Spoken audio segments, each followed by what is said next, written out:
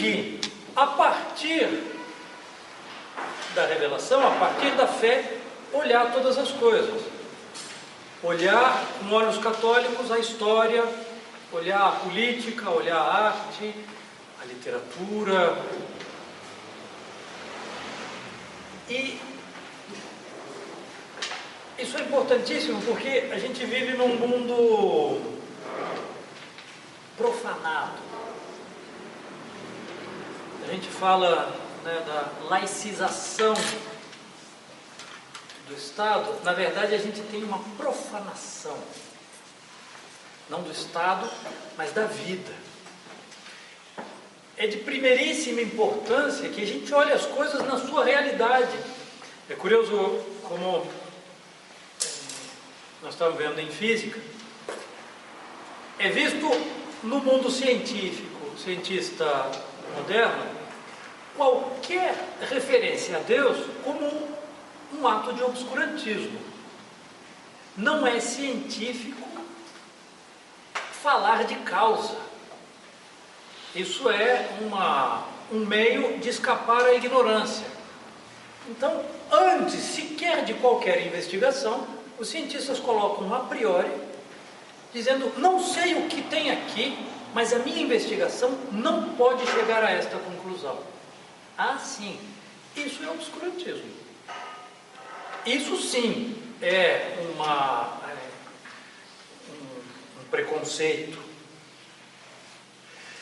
Mas além de conseguir recuperar uma visão realista das coisas, verdadeira das coisas, o curso das quartas-feiras tem também uma intenção de ir dando vislumbres sobre a crise em que nós vivemos.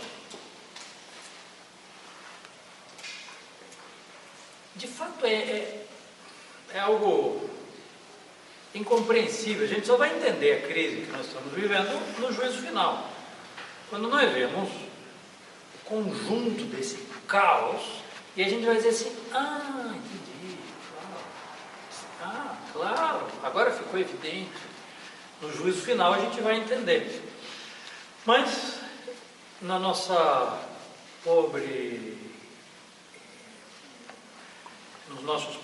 com os nossos pobres meios, nós devemos tentar entender o momento em que a gente vive, em que nós vivemos, para saber o que Deus nos pede. Nós vivemos no meio de um caos, de um tiroteio, como quando eu era criança tinha um desenho, Mr. Magoo. Ele passava, era meio ceguinho, ele passava no meio do caos todo e nem se dava conta do que estava acontecendo. Esses somos nós. Nosso Senhor nos coloca uma situação clara diante, nos pede algo e a gente está completamente perdido. Essa é a linha geral do curso das quartas-feiras. Mas, em concreto, o curso sobre a Revolução Francesa,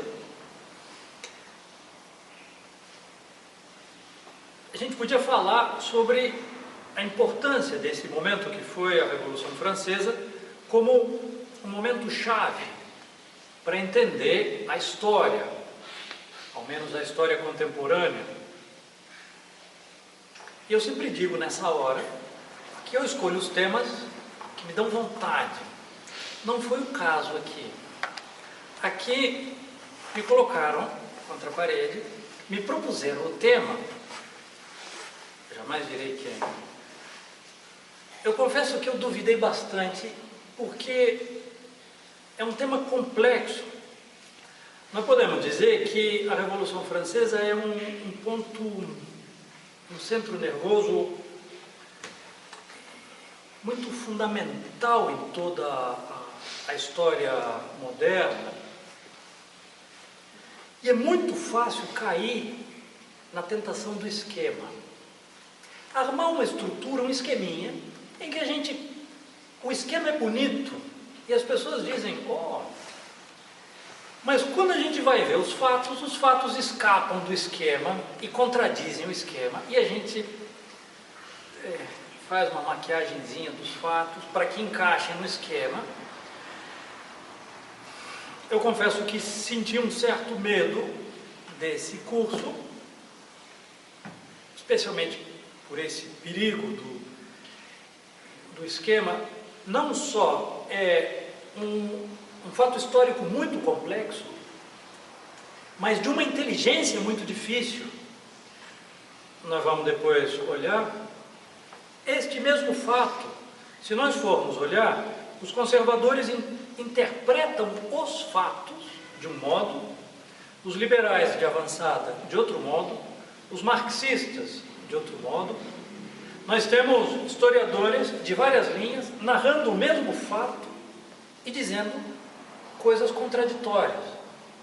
Puxa vida, chegar a conseguir num curso, uma aula por semana, conseguir ver esse fato tão complexo e chegar a ter uma inteligência segura desse fato, me deu um certo medo. Mas, como me desafiaram,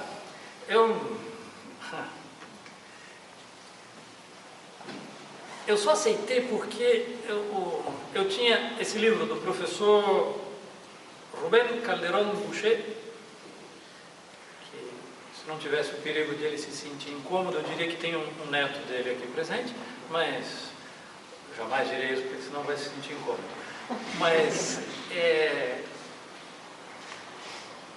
é justamente o que eu tinha me proposto no curso, o livro. Então, eu vou apoiar a minha ignorância na visão do professor Calderón. A linha, então, do curso vai ser este livro. Eu depois vou dar uma bibliografia, mas eu vou seguir as ideias. E é muito interessante porque ele parte de uma análise dos conceitos gerais da Revolução antes de entrar nos fatos. E depois ele olha os fatos, 3, 4 correntes de interpretação diferentes, e depois ele diz, olha, esta peca em tal aspecto, essa em tal outro, essa em tal outro. Muito interessante. Um livro um pouquinho árduo, um pouquinho difícil, especialmente a primeira parte. É um pouco abstrata e ele escreve de modo um pouquinho difícil, mas é um livro realmente extraordinário, vale muito a pena. Nenê, alguma coisa útil na vida? Distribui as folhas para ele.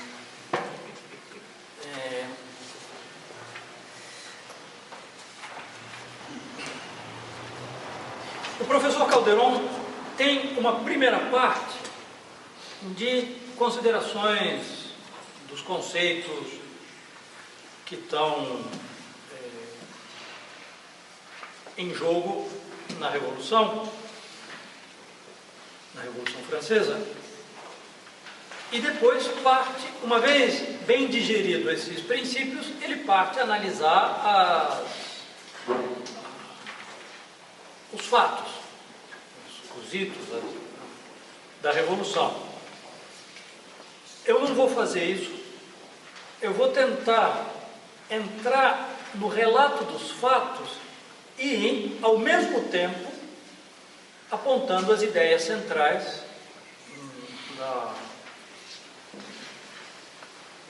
que o professor apresenta. Na aula que vem nós vamos ver o enciclopedismo, essa preparação das inteligências para a Revolução, e eu coloco um subtítulo: a Revolução é contra Deus. É muito impressionante o aspecto anticatólico da Revolução, mas eu queria especialmente perguntar aqui por quê? Por que tão anticatólico?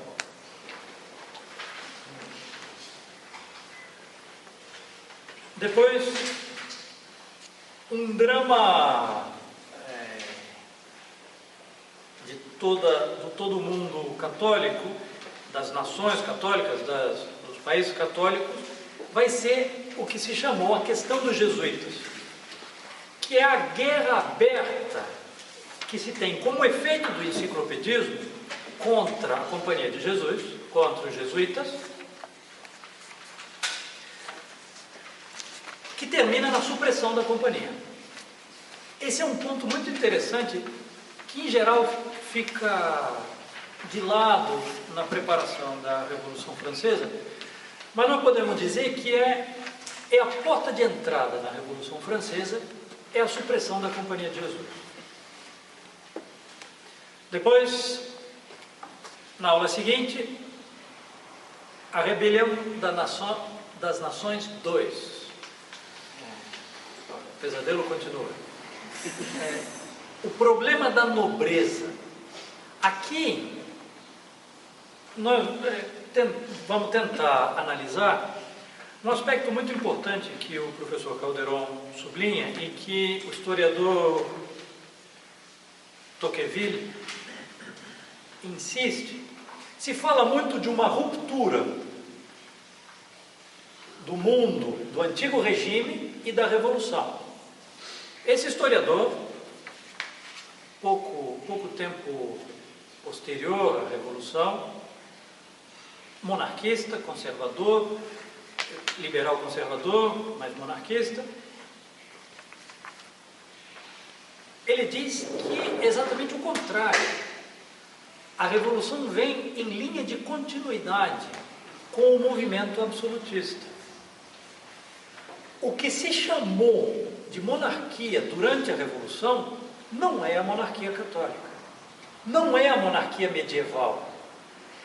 Todo esse ataque é engraçado porque eu fui atrás para ver se eu encontrava os esquemas em todos esses professores de preparação para o Enem, esses professores de... É incrível como se fala a monarquia e o clero exerciam um absolutismo, e eles colocam desde da fundação da igreja até a Revolução Francesa como se fosse um bloco só de história e como se fosse uma disposição só, e chamam isso a monarquia católica tirânica. O que Tocqueville tenta mostrar é que o processo que a monarquia sofre durante o período humanista é uma campanha de destruição da nobreza, de tal modo que a revolução vai terminar o que esse movimento começou. Finalmente entramos nos fatos concretos. Luís XVI. É muito difícil não ler a história e não ter pena de Luís XVI, porque não só ele era um homem reto, não só ele não respondia a toda a calúnia que a propaganda moderna faz dele, mas ele era um homem bom. Tem autores que dizem que ele era bom demais, que ele era, querendo dizer que ele era fraco, que se ele tivesse sido um pouquinho mais veemente, diante de cada problema apresentado, ele parava o mundo para tentar que solução que nós damos, o que a gente pode fazer. E a esse monarca, esse rei, de uma bondade especial, mesmo diante dos homens maus, que nós vamos ver esse parricídio, a França vai matar o seu rei, a França vai matar o seu pai, vai guilhotinar o seu pai. Isso é... E pior do que Luís XVI é Maria Antonieta, ainda mais caluniada do que... Se coloca Maria Antonieta, nós vamos chegar lá, eu não me resisto ao nomear Maria Antonieta, ela é colocada como uma mulher fútil, vazia, e que se aproveita dos privilégios e que humilha o povo. nem olhar como Maria Antonieta morreu. Vejam a valentia e força de alma com que essa mulher vai para a sua morte sem nenhuma angústia, sem hesitar, com uma grandeza de alma que nenhum dos revolucionários que morreu guilhotinado teve, nenhum deles. Não é possível que ela tenha sido até a véspera uma menina fútil e inconsciente e inconsequente e que tenha se transformado da noite para a manhã nesta figura admirável de mártir. Aqui a gente já pode colocar em dúvida essa figura. Nós vamos depois ver como era muito fácil manipular a figura de Maria Antonieta, porque ela pertencia à Casa da Áustria, que estava em enfrentamento com a França. Consegui fazer com que as pessoas odiassem. Eu pensei em falar dos argentinos, mas tem um argentino aqui. É fácil manipular uma coisa assim. É fácil. Depois nós entramos na dominação que a burguesia faz durante a Revolução. Outro esquema, outro mito que é apresentado sobre a Revolução é de que a Revolução Francesa foi a rebelião do povo. O povo não teve nada a ver com essa revolução. Foi uma revolução burguesa. Foi a burguesia que moveu todo o rancor acumulado que ela tinha contra a nobreza, conseguiu, pelas circunstâncias, deixar o rei refém de dívidas grandíssimas do Estado com os bancos e começa, como uma jiboia, a apertar o reino até que eles tomam o poder. A Revolução Francesa é a burguesia que se instala no poder. E aí nós colocamos as figuras principais: Marat, Desmoulins, Sieyes e Mirabeau. Só que começar um processo desse é não saber no que vai terminar. Começar um processo de agitação, você espalha um vírus, você não sabe qual o órgão que vai responder com doença a esse estímulo do vírus. Todas as revoluções partem numa direção e você chega numa direção completamente inesperada, mas que segue a lógica da doença. Assim. É inesperado, mas é lógico. É quando o poder passa aos agitadores. Os girondinos, jacobinos, a figura de Danton. Finalmente, o período do terror com Robespierre. Mas aqui nós vamos olhar principalmente o terror como método político, como um ideal político. A aula seguinte, a volta da burguesia a tomar o poder e finalmente o golpe de Estado de Napoleão. E há um certo enfrentamento entre todas as instituições da Revolução e Napoleão, porque ele aparentemente vai numa direção contrária. Aparentemente. Napoleão vai dizer: eu sou a Revolução. E ele tem toda a razão. A Revolução teria sido uma crise local se não tivesse sido Napoleão.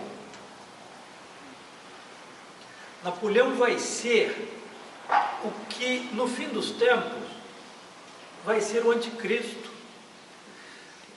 As profecias falam de uma grave crise que vai preceder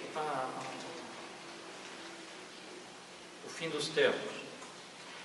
Essa crise vai ser o caldo de cultivo do qual vai nascer o anticristo, mas ele, filho da revolução, vai ser o que vai dar unidade à revolução. Ele vai ser filho e pai da revolução ao mesmo tempo. Esse é Napoleão. Napoleão é uma figura muito explícita que consegue dar a unidade, e a revolução vai ser uma revolução universal e vai ser algo sem volta por causa de Napoleão. Depois, 1º de novembro, não temos aula. Na aula seguinte, o Império ou o conservadorismo revolucionário. Finalmente, a última aula, a conclusão, o Estado moderno. O Estado moderno é a revolução em estado pacífico, se é que a gente pode dizer isso. E depois eu coloco aqui, no dia 29 de novembro é a conferência final de conclusão do ano, em que nós vamos ver Os Demônios, de Dostoiévski, e depois o brinde final e o anúncio dos cursos do ano que vem, e o mais esperado, o lanche final.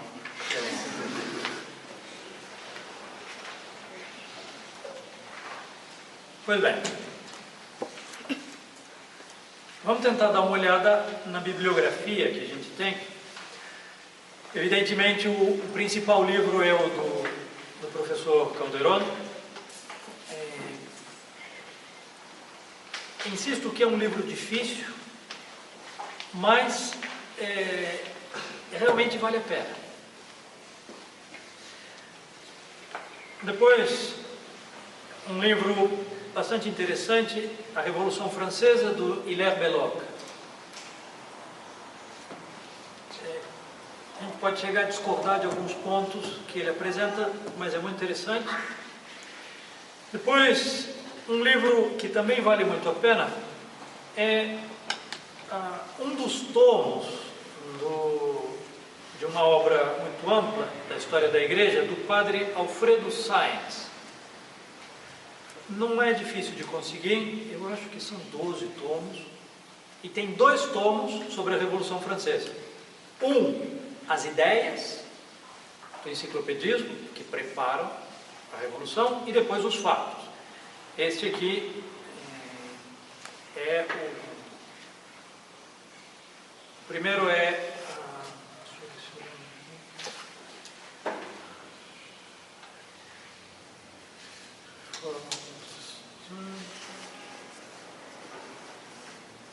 a Revolução Francesa, a primeira parte, a Revolução Cultural, e a segunda parte, a Revolução Desatada.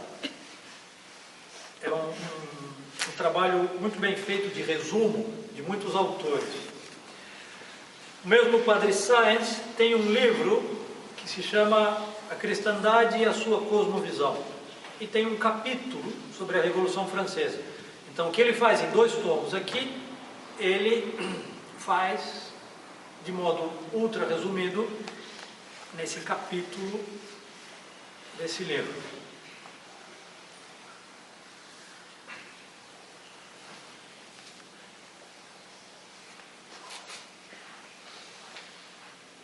Depois, o padre Áureo me recomendou esse livro, A Igreja na Encruzilhada da História, de Godefroid Kurth.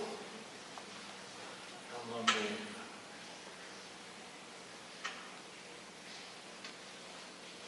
E um dos capítulos é A Igreja e a Revolução Francesa, coleção Verbo Editorial Difusão, editado no Chile, 1942. Eu não conheço, mas é recomendado pelo padre Áureo. Depois, uma coletânea de artigos sobre o enciclopedismo.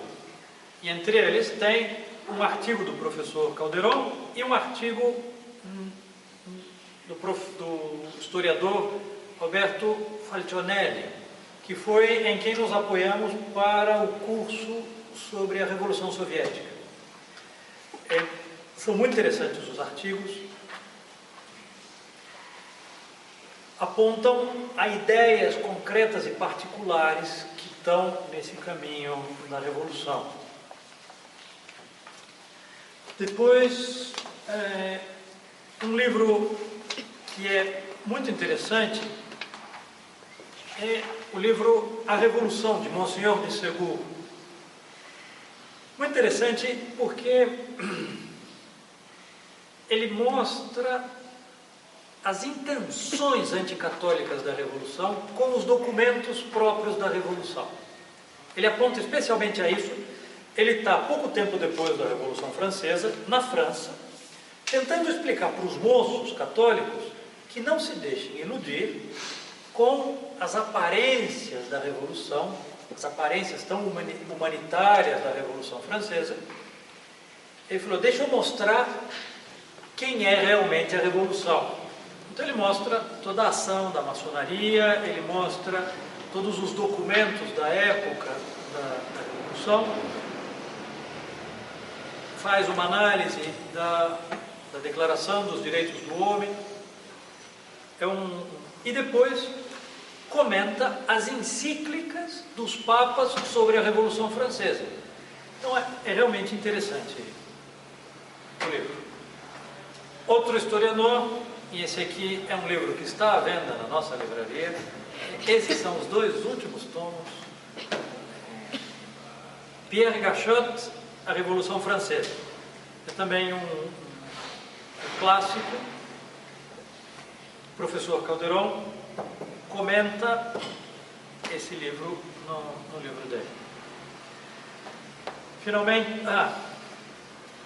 esse aqui, uma das alunas do Dr. Corsão, do professor Corsão, Dona Helena Rodrigues, foi uma das figuras mais centrais da permanência, uma figura...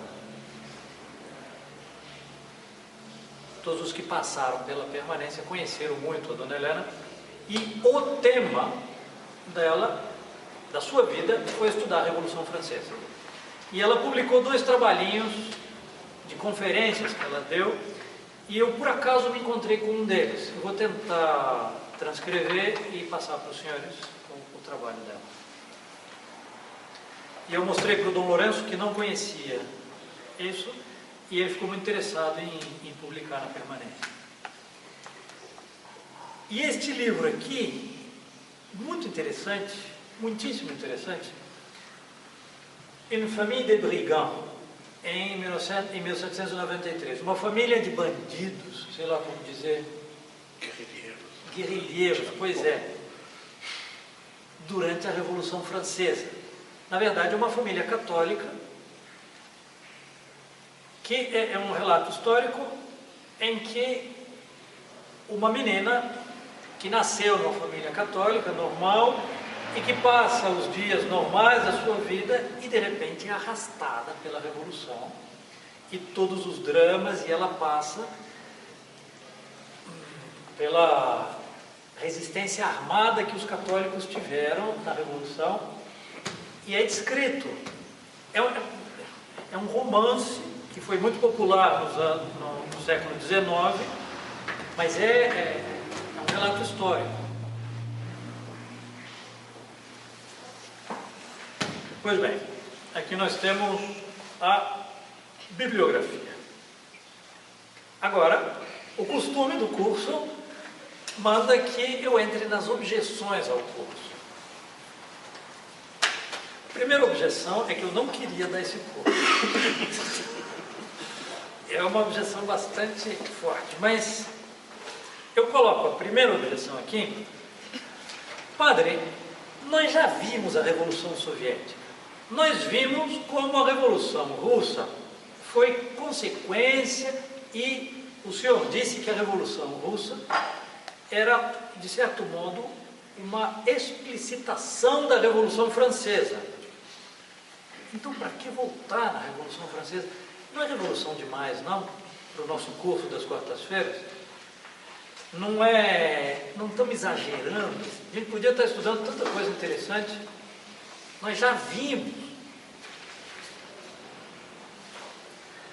Eu me mordo de vontade de já responder, mas manda o costume que nós respondamos as objeções no final do curso. Segunda objeção: padre, o senhor mesmo disse que é um tema complexo e que facilmente se cai no esquema. É um tema extenso, complexo. Para que a gente vai se meter numa camisa de 11 varas, numa bolsa de gatos, e a gente vai sair desse curso meio atrapalhado, sem ter as ideias claras? Não vale a pena. Para ter ideias, uma quase boa ideia, é uma moeda falsa. Depois, uma última objeção. Padre, todos os cursos que o senhor dá, o senhor começa dizendo que é um tema central. Ora, são tantos centros assim, o senhor vai deslocando o centro da importância das coisas. Como é que é central? Se o senhor sublinha tudo, não sublinha nada. Então dizer que é central, assim, o senhor distribui tão gratuitamente esse adjetivo de central. Você é propaganda. Cortar isso depois. Tem que cortar do... Exato. Além do que, é um fato histórico local, francês. Tá bem, passou a ter importância universal. Como todos os grandes fatos, a Revolução Americana foi também uma revolução que teve repercussão universal. A Revolução Inglesa, a Revolução Industrial, se a gente está falando se querem estudar a Revolução.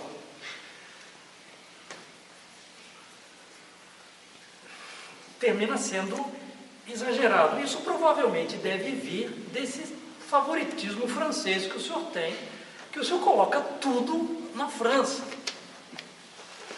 tanto de bem quanto de mal. Como eu digo, eu termino convencendo com as objeções. De fato,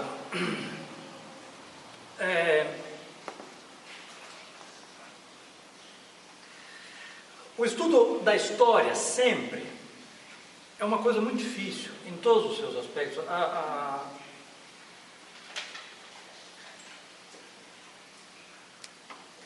Um relato histórico puramente...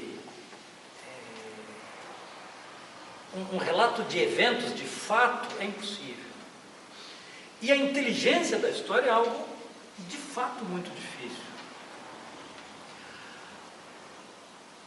É preciso, num estudo de história, conseguir as duas coisas. Ora, a Revolução Francesa é certamente um fato local. E nós podemos dizer que há muitas coisas que são de uma proporção muito menor, que só são consideradas e vistas porque a Revolução ganhou. Pense um pouquinho, pense um pesadelo, se o PT tivesse se instalado definitivamente no poder, de modo assim, e tivesse mudado a Constituição, e tivesse mudado os costumes, e tivesse inaugurado um novo período da história. Puxa vida, todos os fatos mínimos e concretos da campanha do Lula e de não sei que, de não sei quanto, passam a ter uma importância histórica, porque isso foi a base de ter desviado a história nessa direção. A Revolução Francesa está cheia de histórias pequenas que são secundárias, que seriam secundárias não fosse o fato de que toda a história deu volta nessa direção. Aqui, como nós dizíamos, é Napoleão que vai conseguir transformar a revolução em civilização. Ele vai transformar a revolução numa nova civilização, num conceito novo de Estado. É muito curioso porque muitos historiadores modernos terminam olhando o período anterior à Revolução com as ideias posteriores da Revolução. E terminam falseando a história completamente. Estão falando de outra coisa.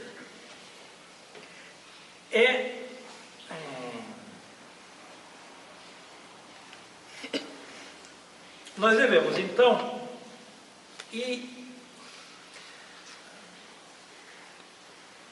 como é que se diz? Tentando fazer as duas coisas ao mesmo tempo. Olhar os fatos, não dar uma proporção maior do que deve ter, mas entender as ideias que estão atrás dos fatos. O grande perigo de se lançar nas ideias e deixar os fatos muito de trás é que muitas vezes essas ideias não correspondem aos fatos.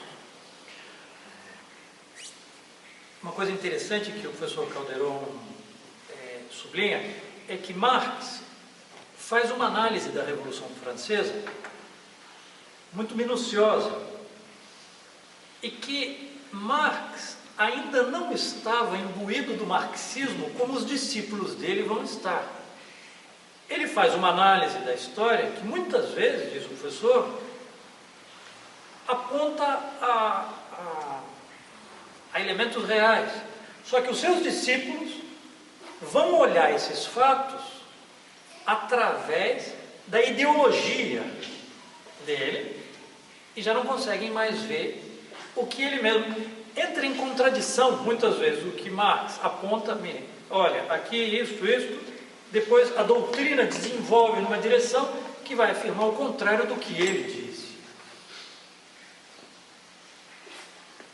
Mas seria já algo muito interessante estudar a Revolução Francesa, considerando ela como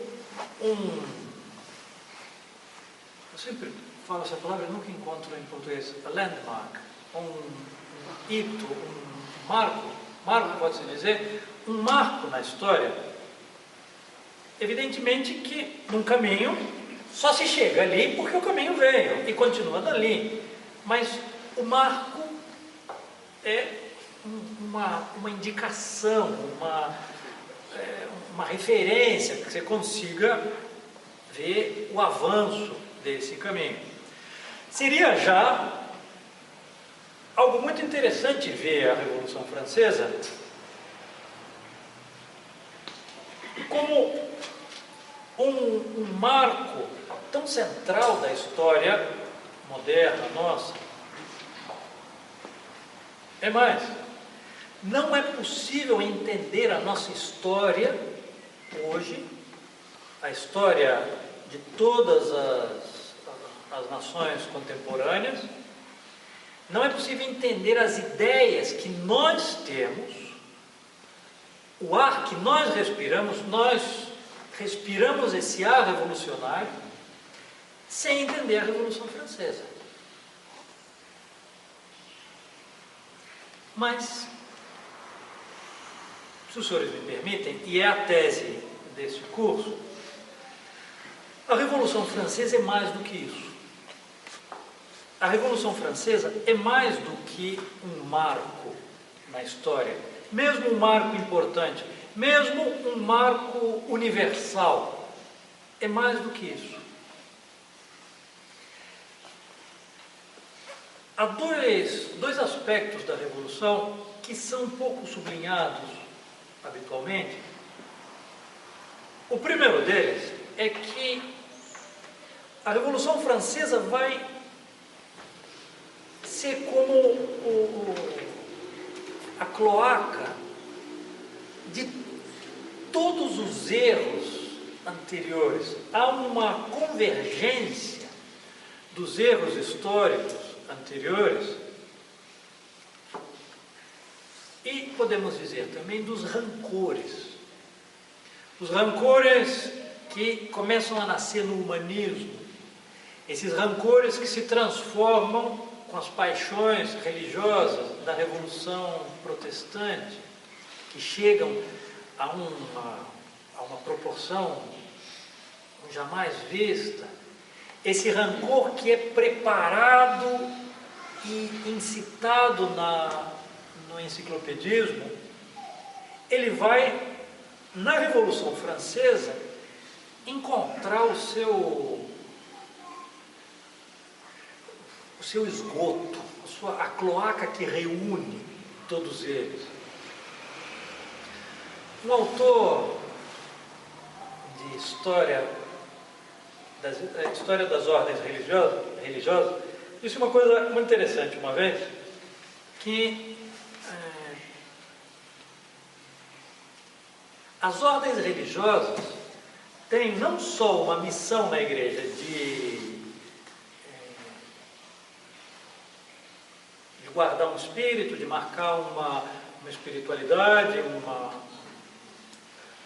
aspecto principal da espiritualidade católica, mas se guarda, dizia esse autor, o perfume da época em que nasceram. Isso é muito interessante. Entrar no mosteiro beneditino, observante, numa abadia beneditina viva e verdadeira, é voltar ao período do começo da Idade Média, esse florescimento da vida católica na Idade Média. Se sente o perfume desse período. Quem entra num convento franciscano, num convento dominicano, entra de cheio nesse período das universidades medievais. É muito impressionante. Quem entra num convento capuchinho, observante, descobre esse século XVI, curioso e tenso, ou num convento jesuíta.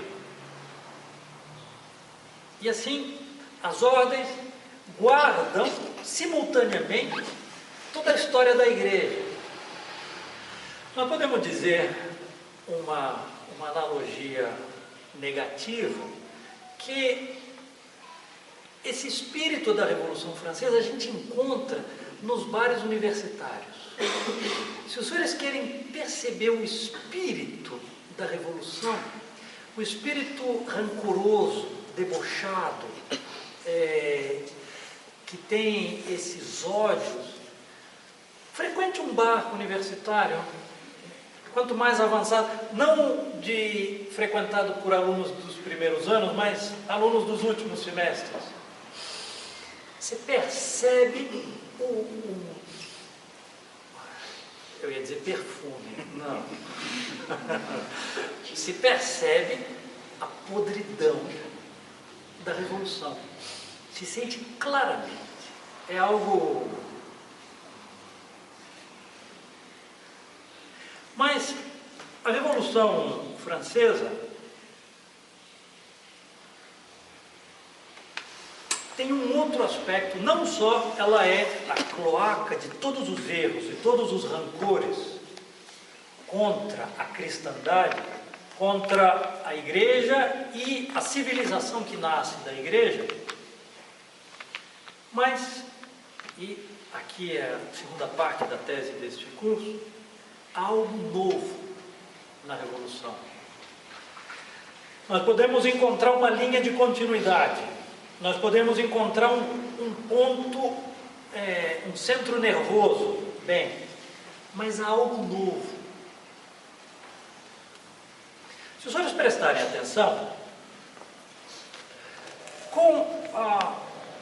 nós viemos estudando já nesses cursos todos anteriores,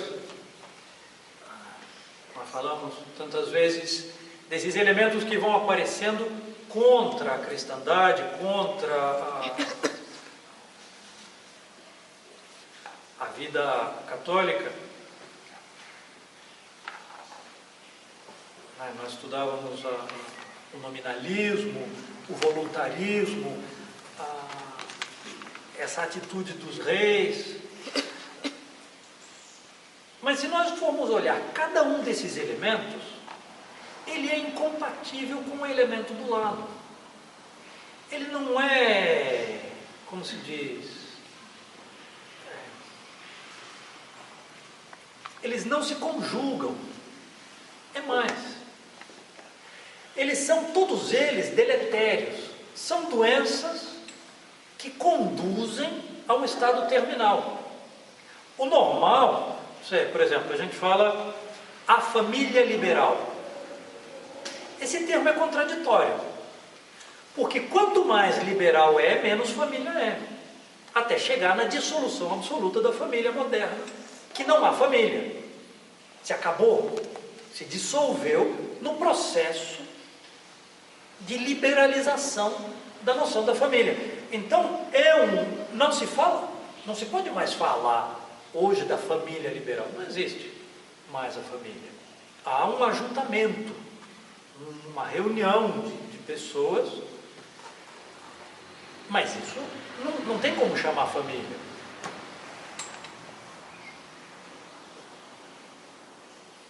Na medida que esses elementos avançam, destroem o fundamento em que eles estão. É como o buraco no queijo. Quanto maior o buraco no queijo, menos queijo. E se o buraco chega a ser pleno, não tem mais buraco porque acabou o queijo.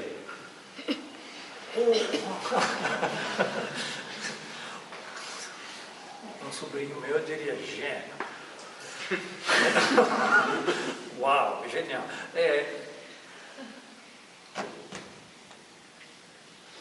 Pois é, o que eu quero dizer é que nós tínhamos que ter chegado a uma destruição, uma autodestruição de civilização e chegar a um estado tribal.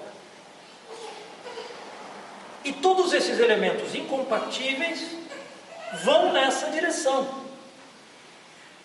Mas na Revolução eles encontram uma unidade. A Revolução Francesa consegue algo novo, lhes dá um corpo.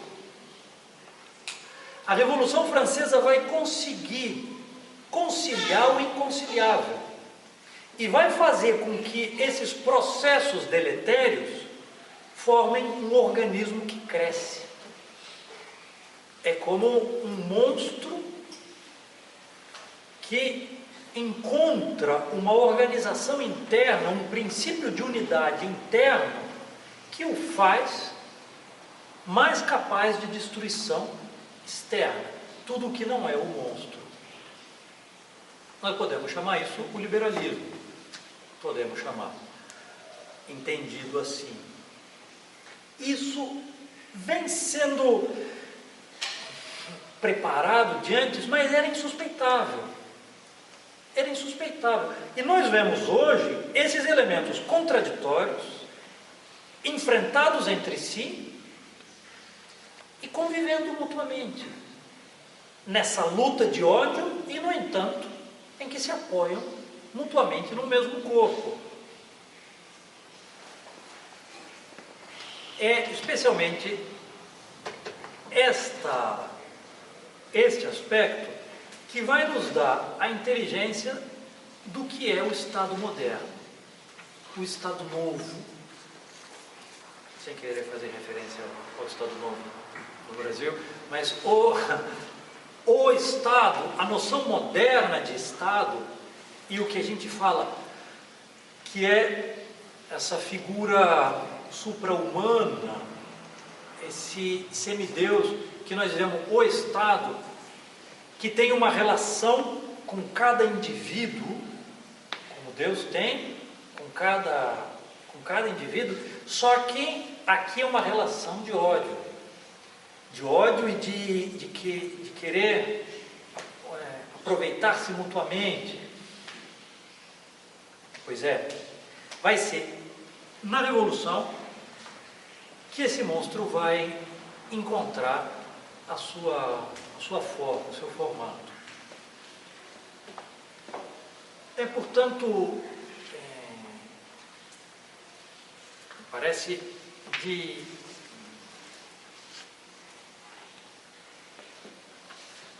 importância primeira a inteligência disso. E me parece que o que São Paulo fala da crise que vai preparar o anticristo como o esfriamento da caridade. Eu acho que nós podemos dizer que, certamente, a crucifixão de Nosso Senhor começa o movimento de preparação do anticristo, certamente. Mas vai ser aqui onde esse caldo de cultivo vai estar pronto para nascer o anticristo. E aparecem figuras como que ensaios do que vai ser essa figura do anticristo.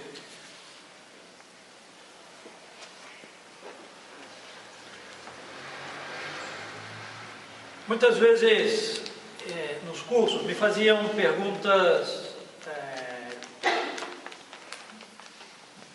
sobre elementos de política, e sempre eu dizia, olha, eu desconversava e mudava, dizia assim, é preciso que a gente primeiro consiga recuperar as noções básicas para poder falar disso, porque nós não conseguimos, nós falamos as mesmas palavras, só que nós entendemos dentro dessa estrutura revolucionária, que não é a estrutura real das coisas. A vida humana, política, a vida da civilização, do que deve ser a civilização, não é compreensível com essas noções. Esses instrumentos nocionais, a partir da Revolução, e nós não conseguimos entender. Eu tive uma discussão com um professor, uma discussão assim, amigável, em que ele dizia: nós devíamos instaurar nas constituições um mecanismo de desconfiança institucionalizada dos políticos. Todos os políticos devem estar sob a desconfiança constante e universal, até que prove o contrário. Claro, é querer buscar dentro desse mecanismo monstruoso sistemas de autoproteção. Pois é. Eu quando disse, não, nós devemos tentar recuperar a ordem natural das coisas. Eu, em vez de encontrar um meio com o qual os filhos podem se defender dos seus pais, tentar levantar o ideal do que é um pai e apoiar o pai para que ele exerça realmente o que é a figura do pai. Esse professor se ofendeu de um modo. É engraçado porque para mim pareceu muito sintomático. Ele se sentiu ofendido de que eu dissesse que há um paralelo entre a noção de família e a noção de governo, de político, de Estado. Esse professor me dizia, a noção de família, vá lá, é algo natural. A noção de Estado é uma coisa violenta, é um mal necessário, que nós nos damos porque não tem outro jeito. O ideal seria poder prescindir disso. O ideal seria uma anarquia em que não precisássemos mais Pois é. Aqui a gente vê a incapacidade sequer de entender do que a gente está falando a partir do mundo da Revolução. Muito bem, senhores. Nós deixamos aqui. Na aula que vem nós entramos no enciclopedismo. Não sei se tinha alguma pergunta.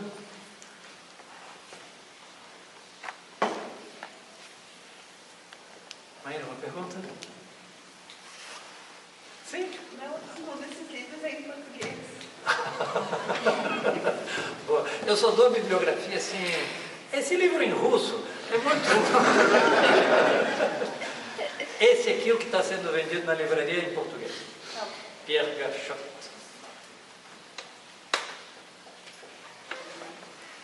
Eu tenho uma pergunta, então, que foi me feita no fim do curso passado, uma objeção bem feita contra o curso passado, mas me disseram, padre, o senhor falou do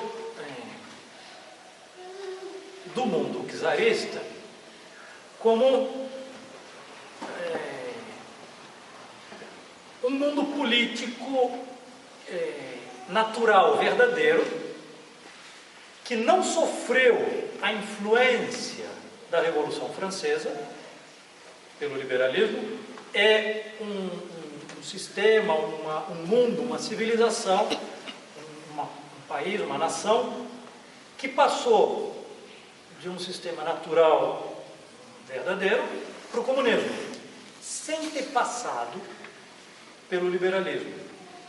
É o único caso das histórias dos países do Ocidente. Mas a objeção me dizia, mas padre, a Rússia, o senhor não mencionou que era ortodoxa, que perseguia os católicos, que era perversa. O senhor pareceu fazer um elogio da perversa Rússia, como se fosse a Rússia fosse uma coisa extraordinária e boazinha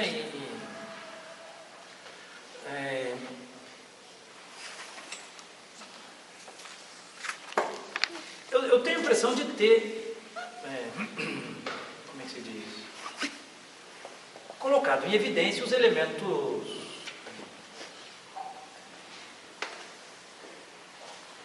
errados da Rússia czarista, mas o que eu queria sublinhar é que a ordem natural verdadeira, mesmo com os males, e muitas vezes esses males grandes e muitas vezes terríveis, é a ordem natural verdadeira. O mundo depois da Revolução, as nações pós-revolucionárias, podem ter vantagens muito grandes e podem nos dar uma vida até muito cômoda. Mas é a anti-civilização, é a anti-sociedade que tem como efeito a destruição das pessoas. Por mais que as pessoas sejam destruídas com gosto, né? Podem ser destruídas com violência ou com gosto. Na Revolução Soviética era com violência, hoje é com Coca-Cola, mas é o mesmo processo de destruição. Algo muito parecido se dava com os católicos diante do Império Romano. O Império Romano, pagão, e que perseguia a igreja e que fazia os mártires e matava os católicos. E os católicos rezavam pelo Império, pela Revolução,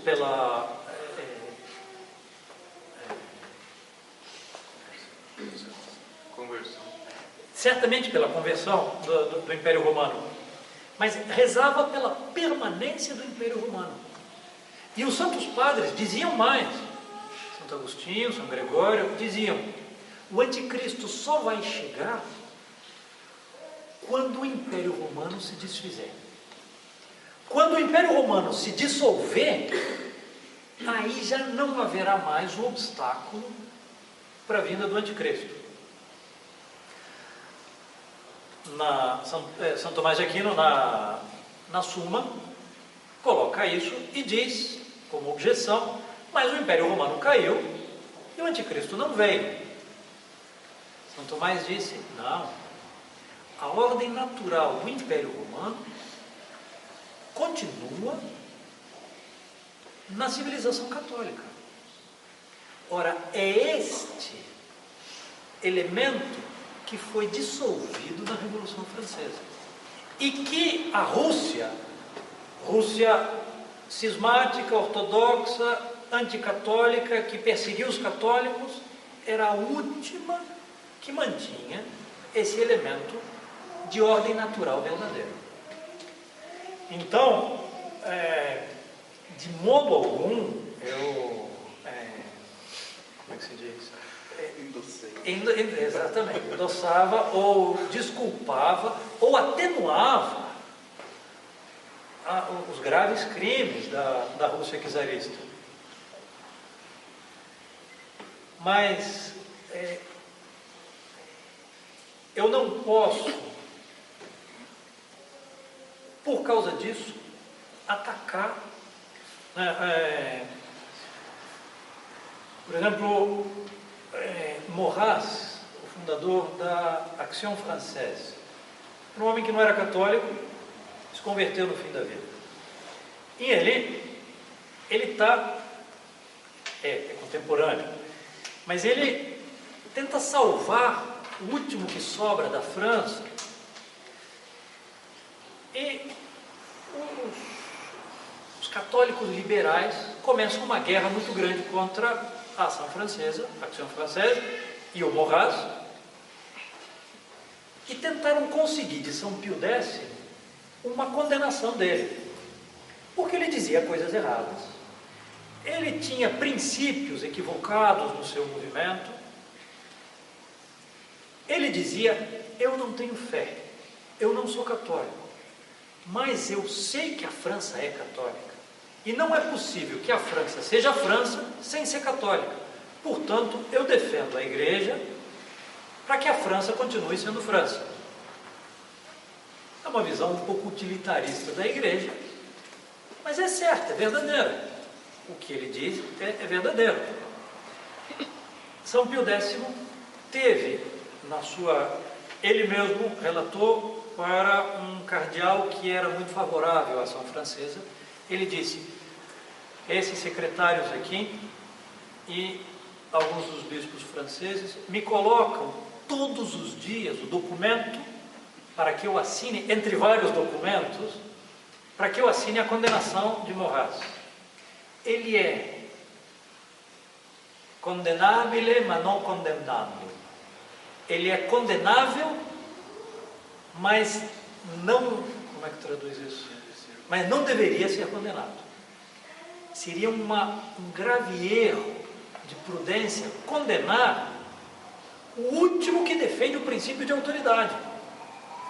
Porque vão olhar, não que o Papa o condenou pelos seus erros, mas por ele ter defendido o princípio de autoridade.